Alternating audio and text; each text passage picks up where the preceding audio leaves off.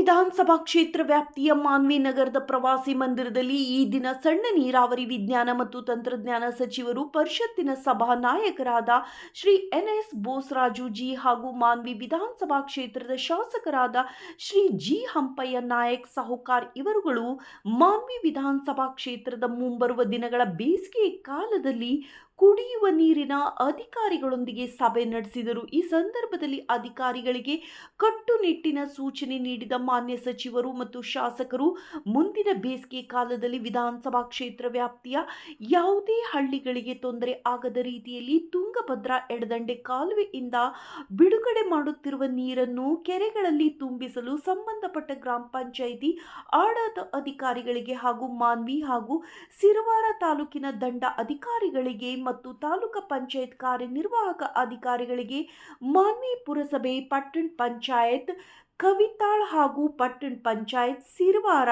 ಮುಖ್ಯ ಅಧಿಕಾರಿಗಳಿಗೆ ಕಟ್ಟುನಿಟ್ಟಿನ ಸೂಚನೆಯನ್ನು ನೀಡಿ ಯಾವುದೇ ಹಳ್ಳಿಗಳಲ್ಲಿ ಕುಡಿಯುವ ನೀರಿನ ತೊಂದರೆ ಆಗದ ರೀತಿಯಲ್ಲಿ ಈಗಾಗಲೇ ಚಾಲ್ತಿ ಇಲ್ಲದ ಕೊಳವೆ ಬಾವಿಗಳಿಗೆ ದುರಸ್ತಿ ಕಾರ್ಯವನ್ನು ಹಾಗೂ ಫ್ರೆಶಿಂಗ್ ಕಾರ್ಯವನ್ನು ಕೂಡಲೇ ಮಾಡಲು ಸಂಬಂಧಪಟ್ಟ ಅಧಿಕಾರಿಗಳಿಗೆ ಸೂಚನೆಯನ್ನು ನೀಡಿದರು.